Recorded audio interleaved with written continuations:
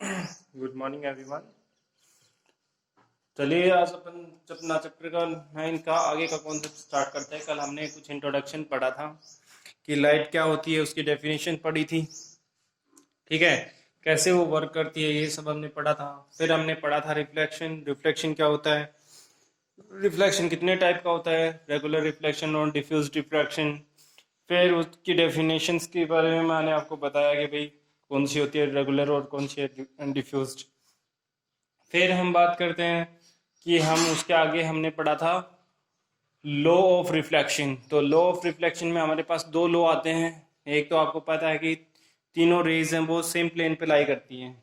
ठीक है, incidence of a rage के मतलब उसी पॉइंट पे लाई करती हैं जिस पे वो कोई रे इंसिडेंट होती है, तो उसी पे नॉर्मल इंसिडेंट रे और रिफ्रैक्टेड रे लाई करती है।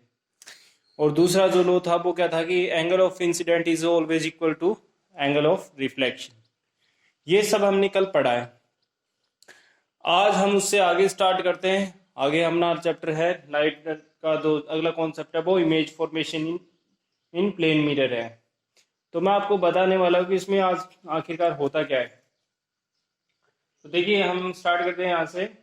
We know that mirror is a shiny polish object that reflects most of the light rays falling on it. मतलब क्या है, मिरर वो चीज होती है जो एक पॉलिश की हुई शाइनी ऑब्जेक्ट होता है और उस पे जो जितनी भी रेज पड़ती हैं वो लगभग सारी क्या होती है, रिफ्लेक्ट हो जाती हैं। ठीक है, रिफ्लेक्ट हो जाती हैं फॉलिंग ऑन इट।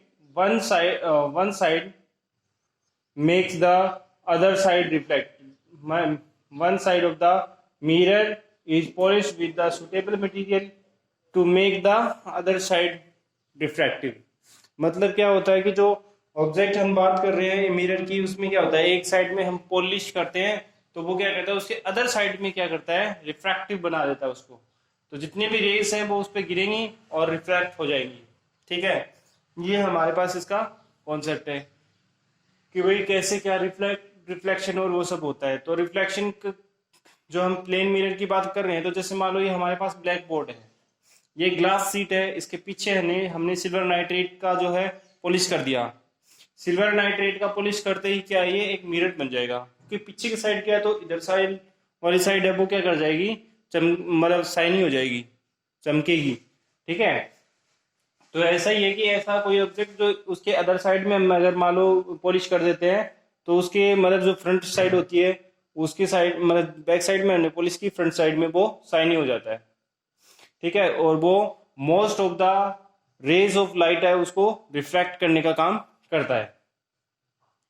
चलिए आगे देखते हैं types of image formation by the mirror. अब हम बात कर रहे हैं कि मिरर इमेज जो है इमेज कितने टाइप की बनती है। तो हम यहाँ मिरर की जो इमेज है वो बेसिकली हमारे पास टू टाइप की होती हैं। कौन कौन सी होती हैं, पहला तो है रियल इमेज। ठीक है, तो क्या होता है, the image which is formed in front of the mirror, mirror के सामने इमेज बनेगी। ठीक है, can be obtain on the screen is called real image. देखो मिरर के जैसे ये मिरर है और इसके सामने इस साइड में जो है इमेज बनेगी और उसको हम स्क्रीन पे गेट कर सकते हैं, उसे तो हम क्या कहेंगे, रियल इमेज। ठीक है, और हमारे पास दूसरा कौन सा है, वर्चुअल इमेज। अब ये वर्चुअल इमेज क्या होता है, the image which is formed behind the mirror and cannot be obtained the screen is called virtual image। देखो जैसे हम प्लेन मिरर पे देखते हैं तो हमें क्या है, हमें ऐसा लगता है हमारे पीछे की साइड मतलब हम जितनी दूरी पे खड़े हैं उतनी पीछे की साइड पे हमारे पास कोई इमेज बनी हुई है, ऐसा ही फील होता है। तो वो क्या होती है, एक वर्चुअल इमेज होती है। ठीक है, तो कहने का मतलब है जो वर्चुअल इमेज होगी उसको हम स्क्रीन पे गेट नहीं कर सकते हैं और जो रियल इमेज होती है उसको हम स्क्रीन पे गेट कर सकते हैं। ठीक है, ये दोनों में डिफरेंस आ गया वर्चुअल और रियल में। फिर आ जाता हमारे पास formation of a image in the plane mirror. तो formation of image in plane mirror की डिस्कस कर रहे हैं, तो उससे पहले उसके कुछ कॉन्सेप्ट्स हैं वो हमें डिस्कस करने पड़ेंगे, तब हम जाके डिस्कस कर पाएंगे कि हमारे पास जो इमेज है वो कैसी बनने वाली है या कैसी बनेगी। ठीक है, तो हम यहाँ स्टार्ट कर रहे हैं। देखिए, a plane mirrors always form virtual and erect image. Plane mirror होता है वो वर्चुअल इमेज बनाएगा और सीधी बनाएगा, इरेक्ट सीधी, ठीक है, सीधी इमेज बनाएगा। The distance of a image and that the object is equal from the mirror. मतलब जो डिस्टेंस होगी, जैसे ये मान लो ये हमारे पास मिरर है, तो यहां से मेरी जो डिस्टेंस है वो कुछ जितनी डिस्टेंस है उसके उतनी पीछे क्या है, इमेज बनेगी। ये आपको ध्यान रखना है, ठीक है।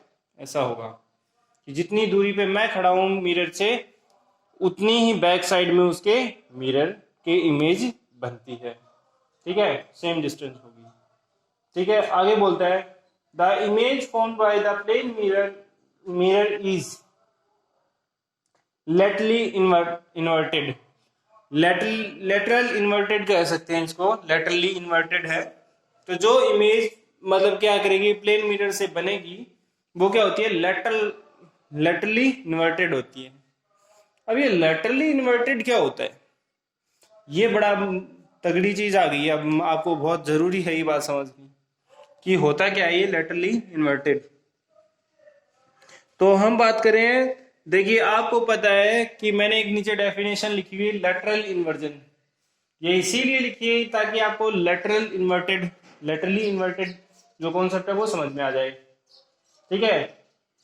The lateral inversion means that the apparent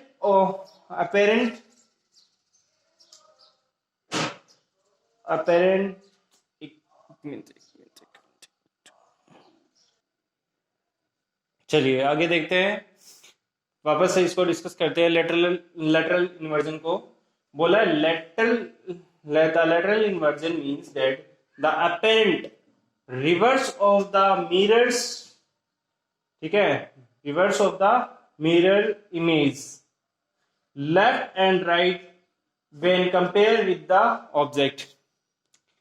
simple सा फंडा है कि देखो, जैसे अगर हम किसी मिरर में अपना लेफ्ट हैंड देखते हैं तो आपको फील होता है कि अगले का राइट हैंड है। जो हमारे सामने इमेज बनी होती है वो हमारी होती है, लेकिन ऐसा फील होता है कि जो सामने खड़ा है उसका क्या है, राइट हैंड है। और अगर हम लेफ्ट हैंड करते हैं तो ऐसा फील होता है कि उसका राइट हैंड है, अपना लेफ्ट हैंड है लेकिन अगले का राइट हैंड है। ऐसे ही अपना राइट हैंड करते हैं तो अगले का लेफ्ट हैंड। ये बात अगर नहीं समझ में आती तो अगर मान लो हमने मिरर के सामने क्या किया, पी लिख करके, जैसे मान लो पी लिखा और हमने क्या किया, मिरर के सामने रखा, तो वो आपको मिरर में क्यू जैसा दिखाई देता है, ठीक है। अगर ये बात भी नहीं समझ में आती आप लोगों को, ये भाई अगर पी को क्यू समझे तो ये नहीं समझ में आ रहा है, तो आपको मैं बता दूं कि अगर मान लो आपके पास मतलब एम्बुलेंस बेस्ट एग्जांपल है। बेसिकली क्या होता है कि जब एम्बुलेंस आप देखते हो तो एम्बुलेंस पे उसका नाम है एम्बुलेंस, वो अलग उल्टा लिखा होता है, लेकिन जो सामने से आ रहा होता है उसको क्या है, वो सीधा दिखाई देता है, ठीक है। लेटरल इन्वर्जन के कारण ही ऐसा करते हैं। अगर उस नाम को सीधा लिख जाए तो सामने से आने वाले गाड़ी वाले को ये समझ नहीं आएगा कि ये उल्टा है या सीधा है। तो बेसिकली क्या होता है कि मतलब जो भी हमारे पास चीजों को सीधा देखना होता है तो हम उसको मतलब बेसिकली ये आपको कॉन्सेप्ट है कि भाई जो हमारी एम्बुलेंस है उसमें अगर सीधा नाम लिखेंगे तो आपको समझ में नहीं आएगा, लेकिन उल्टा लिखेंगे तो वो क्या है, सीधा दिखाई देगा। तो सीधी बात है कि अगर उल्टे को सुल्टा दिखे और सुल्टे को उल्टा दिखे तो उसे हम क्या कहते हैं, लेटरल इन्वर्जन का नाम देते हैं। ओके, तो चलिए आगे देखते हैं। आगे हमारे पास एक बड़ा सा क्वेश्चन आ जाता है, ये प्रूव करना आ सकता है एग्जाम में, तो इसको बड़ा ध्यान से समझने की जरूरत है। तो चलिए स्टार्ट करते हैं और समझने की कोशिश करते हैं कि क्या है ये। लिखा है prove that the distance of a image from the image found behind the mirror is equal to the distance of the object in front of the mirror.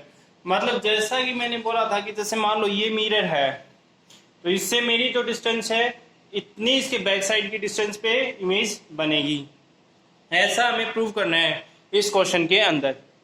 तो इस क्वेश्चन के अंदर ये प्रूव करना है, तो आपके पास मैंने डायग्राम वायग्राम सब कुछ बना के तैयार रखा है, आपको सिर्फ समझना है। तो चलिए देखते हैं। कहता है कि in the figure M dot is a reflecting surface which is ray is incident from the object P. देखो यहां ये एम और एम डैश दोनों क्या है, एम और एम डैश है। ये नीचे वाली ये जो रे है वो क्या है, एक रिफ्लेक्टिंग सरफेस है। और यहां से इस जगह से P ये कोई ऑब्जेक्ट है, और यहां से जो है रेज आ रही हैं। पहली रेज क्या है, PO, ये रही PO, ठीक है। दूसरी क्या है, PO डैश, तो PO डैश, ठीक है।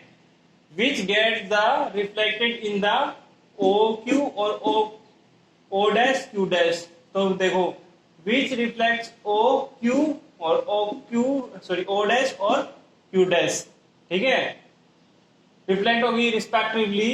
And on extending the rays to backwards the virtual image is of object P is formed from P dash.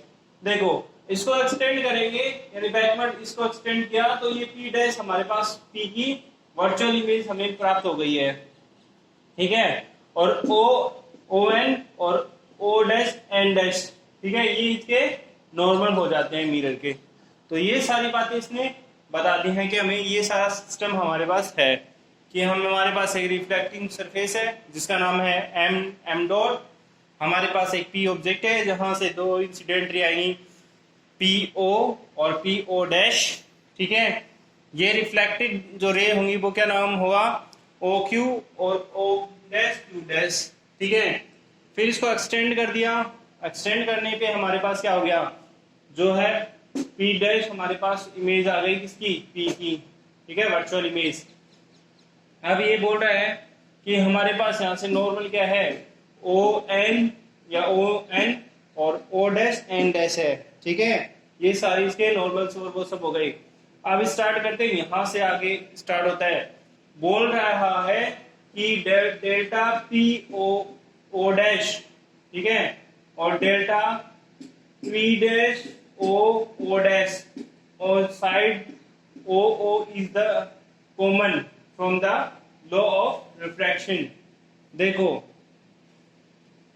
यहां से ये बोल रहा है कि PO और O डैश ये तो एक ट्रायंगल हो गया यहां से यहां तक का, ऐसे ही हमारे पास हो गया PO डैश, तो ये हमारे पास दूसरा ट्रायंगल हो गया, ठीक है।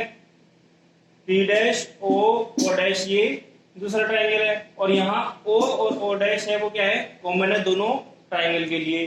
कहां से, लॉ ऑफ रिफ्लेक्शन से हमारे पास ये कॉमन हो गई।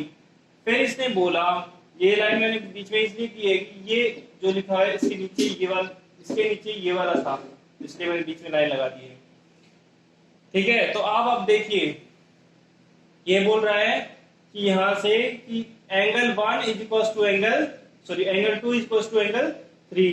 कैसे पता चला कि angle 1 is equal to angle 2 is equal to angle 3?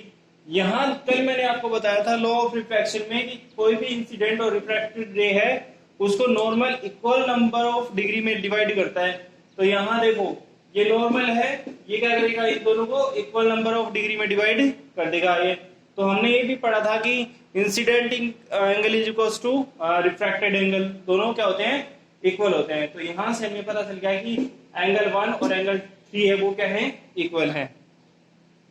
फिर आगे बोल रहा है कि angle 1 is equal to angle 4 and is equal to angle 9, ठीक है। आप देखो ये क्या है, ये तो सिंपल सी बात है कि मान लो अगर मैं मानूं कि ये हमारे पास क्या है, ये एक इंसिडेंट रे है, ठीक है, इंसिडेंट रे, और इसको रिफ्रैक्टेड रे मानूं, तो ये दोनों इक्वल हुए कि नहीं हुए, ठीक है।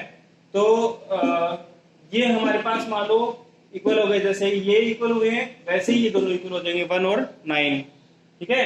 क्यों, क्योंकि मान लो इसको हमने इंसिडेंट रे माना और इसको रिफ्रैक्टेड रे माना है, तब ऐसा हो गया है, ठीक है। और अगर इस तरह से आप नहीं समझते हो तो देखो और दूसरा तरीका है, अगर मतलब वर्टिकली अपोजिट जो एंगल होते हैं वो क्या होते हैं, इक्वल होते हैं।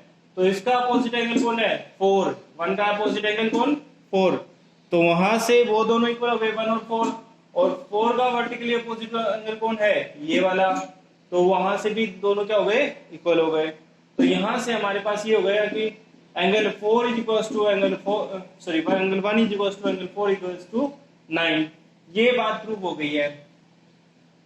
ठीक है, अब बोल रहा है कि 180 माइनस 1, ठीक है, 1 एंगल, तो देखो 180 कौन सा, ये हमारे पास 180 का एंगल है, ये नीचे वाला, ठीक है, ठीक है, ये नीचे जो स्ट्रेट लाइन बनी है वो 180 है, और इसमें से क्या है, ये वाला एंगल हमने सब्ट्रैक्ट कर दिया, तो कितना बच जाएगा, एंगल बच जाएगा कौन सा, 2, 3 एंड 4, ये 3 एंगल बच जाएंगे, तो इनकी डिग्री बच जाएगी। इसके इक्वल कौन हो जाएगा, अगर बोल रहा है कि एंगल 180 में से और एंगल 9 माइनस कर दिया तो इक्वल हो जाएंगे। आप देखो कैसे, देखो ये मान लो ये वाला है, देखो ये जो रे है वो सीधी है, तो इसमें से सिर्फ ये रे कैंसिल कर दी, ये वाला, ये 9 वाला, तो 1 2 3, ये तीनों एंगल क्या हो जाएंगे, इक्वल हो जाएंगे। तो जितना वैल्यू इस एंगल का आएगा यहाँ से यहाँ तक का, उतना ही वैल्यू यहाँ से यहाँ तक आएगा। ठीक है, तो ये बताना चाह रहा है इसमें, तो यहाँ से ये बता दिया इसने। अगर ऐसे नहीं समझ में आ रहा तो देखो नीचे बता भी दिया कि angle P O O dash, angle P O O dash है इक्वल किसके है, angle P dash O O dash, P dash O और ओ डैश के इक्वल है। मतलब ये दोनों, ये वाला एंगल, ये पूरा एंगल यहाँ से यहाँ तक का, और ये नीचे वाला एंगल क्या है, इक्वल है। ठीक है, ऐसे ही बोल रहा है P O dash O, P O dash और ओ, ये वाला एंगल जो एंगल नंबर 5 हम कंसिडर कर रहे हैं, ठीक है, वो और P dash O dash equal to O, ये जो एंगल वाला 10 वाला इक्वल कर, जो 10 एंगल 10 मान रहे हैं वो एंगल किसके इक्वल हो गया, 5 के। तो देखो यहां से जब ये दोनों 5 और 10 इक्वल हैं तो यहां से 1 और 9 भी इक्वल हो गए, है ना। तो ऐसे ही इसने इसको प्रूव करने की कोशिश की है। फिर आगे बोल रहा है कि अगर मान लो डेल्टा, मतलब ट्राइंगल हमने लिया P O O dash and P dash O O dash, ठीक है, आर सिमिलर, अगर दोनों सिमिलर हैं, यानी कौन सा, triangle P O O dash और P dash O O dash, ये दो ट्राइंगल है, तो ये दोनों अगर मान लो सिमिलर हैं तो क्या होगा, यहां से क्या होगा, पी ओ और पी डैश ओ दोनों क्या होंगे, इक्वल होंगे। ये पी ओ और ये पी डैश ओ दोनों क्या हो गए, इक्वल हो गए। ये ऐसे ही क्या हो जाएगा, पी ओ डैश और P dash O dash equal to equal, तो यहां से दोनों इक्वल हो गए। सिमिलरली आगे बोल रहा है, similarly from the triangle, triangle से हमें यहां पता चल रहा है कि हम क्या लिख सकते हैं, P O dash M, P O dash M, और ऐसे ही पी डैश ओ डैश और एम, सॉरी इधर इधर इधर इधर, तो हमारे पास ये है पी ओ डैश और एम, ऐसे पी डैश ओ डैश और एम, ये क्या हो गए, दोनों एंगल इक्वल हो गए। यहां से हमारे पास क्या हो गया, जो पी डैश ओ डैश है वो किसके इक्वल हो गई, पी और ओ डैश के इक्वल हो गई। यहाँ देखो P O dash is equal to P dash O dash, P O dash और P dash O dash is equal to equal. ठीक है, यहां तक का ये तो हो गया कॉन्सेप्ट कंप्लीट। फिर हम आगे देखते हैं कि आगे थोड़ा सा और बचता है इसका पार्ट, वो और मैं आपको बताता हूं और फिर ये फिनिश हो जाएगा। तो चलिए देखिए, लास्ट में थोड़ी सी बात और बची है। जैसे हमने लास्ट में पढ़ा था कि पी ओ डैश और इज इक्वल टू क्या था, P dash O dash last था, वहां से बोल रहा है side O N is common, ठीक है, O side M O dash is common है वहां से। तो हमारे पास हमने जो पी था यहाँ और एम पी डैश था उसको मिला दिया तो एक ट्राइंगल बन गया। तो वहां से ट्राइंगल बना delta triangle P O dash M and P dash O dash M, are congruent. जब दोनों कॉन्ग्रेंट हो जाएंगे तो क्या हो जाएगा, ये ऊपर वाली यहाँ से P से लेकर P नीचे तक M तक, और M से लेकर के नीचे P डैश तक क्या होगी, इक्वल हो जाएगी। तो यहां से बोल रहा है so the distance of image formed behind the mirror is equal to the object distance from the in front of the mirror. ठीक है, ऐसा इसका कॉन्सेप्ट है। तो ये हमारे पास एक बड़ा क्वेश्चन था जो आज हमने कंप्लीट किया है। Okay, have a nice day everyone, good bye.